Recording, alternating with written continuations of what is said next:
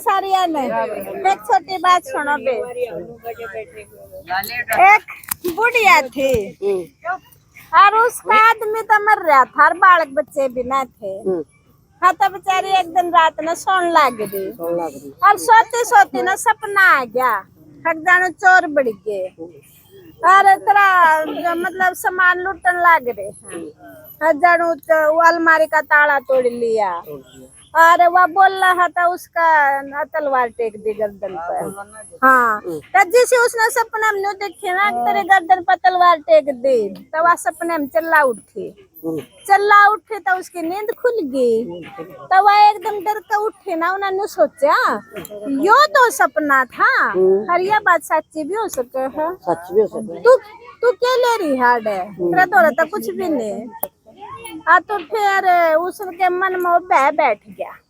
हाँ तो फिर उसने सोची तू करे यो अपना घर और जो भी तेरा आडा सब कुछ है ना बेच दे तू इसने। तो वह घर बार बेच कर उसका जितना पैसा था अपना बांध कर यानी का वृंदावन चली गई। और जो उड़ा मंदिर था ना वृंदावन में उस मंदिर में जो पुजारी था ना उस पुजारी ने बोली भाई मन है ना या सारी पूंजी ले आकर बेटा इस भगवान के चरणा में रख दे और मन्नत है ना ये बाड़े को कमरा दे दो रहन खातिर मैं ताड़े रह लू। हाँ तो पुजारी बोला ठीक है माता जी साइड में एक कमरा है उसमें रह लो और बोला बेटा जो प्रसाद में बना ना वो मैंने खाने दे दियो मैं अपना उत्साह में मस्त रहूंगे। हाँ तक कुछ दिन होते होते उड़े अपना बेचारी बात झाड़ू लगा दे पोछा कर दे ठाकुर जी की जो मूर्ति है उसने भाई नवा दे दवा दे श्रृंगार कर दे उसका वो एक काम हो गया। प्रसाद बनवा दे करो पुजारी नहीं करता जो प्रसाद में बनता ना वो है उसने खाने दे देता हुआ तो अपना उसने 56 भोग समझ कर अपना खा लेती और उसका मन अपना भगवान के चरणों में लग गया। अब जितने भी उड़ा रोज पूजा करना आते ना वो भगत सारे उसने भाई सारे आके राधे राधे माता जी सारे कहें और भाई सारे उसकी इज्जत करें। आते एक दिन है ना उसने खिचड़ी का भोग बना रखा था पुजारी ने और उसने कटोरी में डाल कर उस माता जी तवा खिचड़ी दे दी और वो अपने कमरे में बैठी बैठी खाने लग रही। पुजारी ने बाहर बैठे बैठे new cut cut cut cut की आवाज आवे अब जानू या तो है ना किसमिस काजू बादाम खाने लग रही है और इसने तो जो भगवान का सामान रखा था ना वो चुराया है उसमें तो लग रही है खाने। तो पुजारी का बेईमान ना आ गया। पुजारी ने ना भीतर जाकर देखा तो जो किसमिस काजू बादाम करे थे ना वनु के नु धरे। तो फिर उसने सोचा तेरा भाई धोखा हो गया होगा। फिर अगला दिन फिर उसने है ना पुजारी ने उससे सूखी रोटी दे दी तो उसने अपने कमरे में बैठ कर खा ली और जब खा के बाद थाली बाहर लेकर आई ना तो उसमें घी लग गया। हाँ तो पुजारी का फिर बेईमान ना आ गया और किसने तो जो श्री कृष्ण भगवान का घी था ना उस घी मत घी लिया फिर चोरी कर रहा था। तो जाके बेबे घी का डिब्बा देखा तो घी सुन और फिर वो ठाकुर जी की मूर्ति दोहराया ने ठाकुर जी की मूर्ति के पास आया ने तो उस ठाकुर जी के हाथ के घी लग गया। तो अचंभे में पड़ गया पुजारी बोला तमने तो है ना सारी जिंदगी अड़ू में खोजी। तब एक दिन है ना वह अपना उसमें जमुना में नहाने चली गई। तो वह तो नहाने जा रही जो पाछे तो भगत आया कर दे ना वही बोले आज माता जी कहाँ गई बोला वो तो कहीं बाहर गई है। तब पुजारी ने 6 माह कर निकल दिया बाहर के गई है वह तो खसम करन गई है।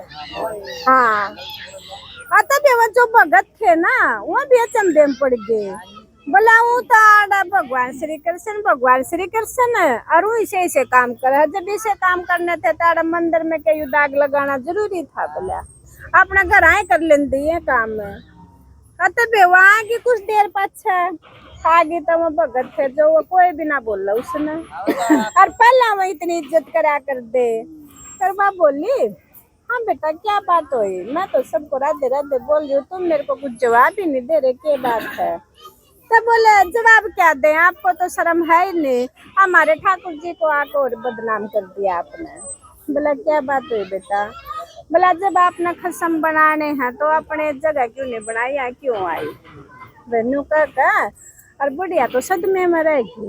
बोला यह क्या बात? बोला किसने बोला? बोला ये पुजारी ने कहा है। हाँ तब बुढ़िया ने सोचा यू तो तेरे ऊपर अच्छा दाग लग गया। हाँ तो वहाँ तो फिर गांव में चली गई, उस गांव में जो नजदीक था, और उड़े था ने 10-5 साढ़े आदमी इकट्ठे करे न, बोले मेरे ऊपर है ना दाग लगा दिया पुजारी ने, और इस बात ने सच्ची करा दो। मैंने जो अपनी जमा पूंजी दे रखी है ना वह नहीं चाहिए, मैंने सब मेरा दाग उतर दिया, बस झूठ साच का पता लग जाएगा। हाँ तब 10-5 आदमी उसके गल सियाने इकट्ठे होकर आगे।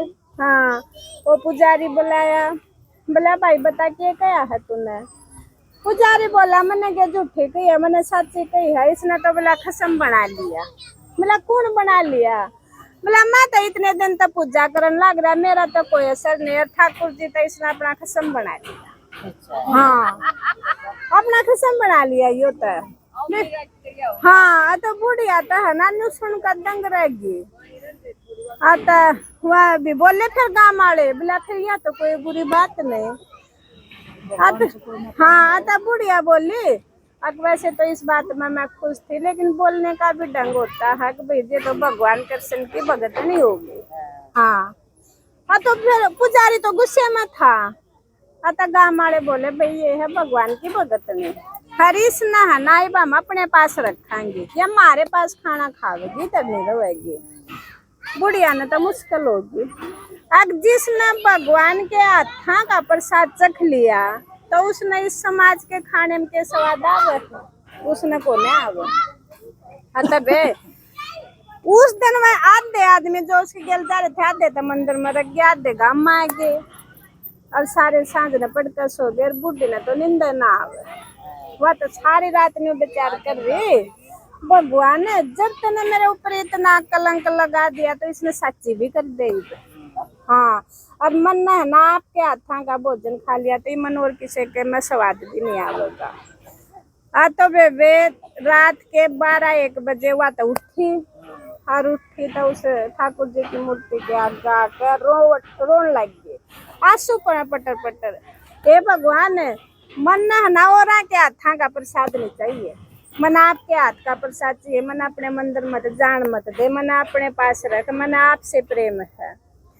अतः वेन्यू कहते कि उसकी एकदम तो दाढ़ निकली, और न्यू कहा फिर वो आदमी उठ गए जो सोवे थे, उसके मन की ज्योति जाकर और भगवान श्री कृष्ण के पाया में जाकर समाएगी।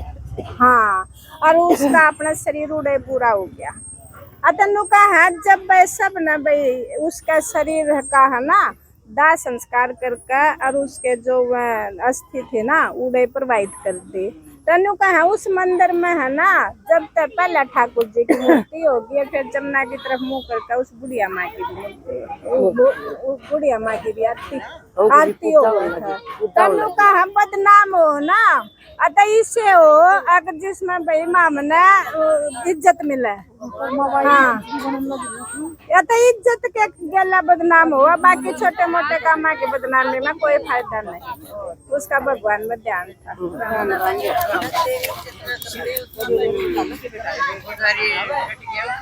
हाँ वो मीरा वाली बात है, कितने ध्यान ला लो।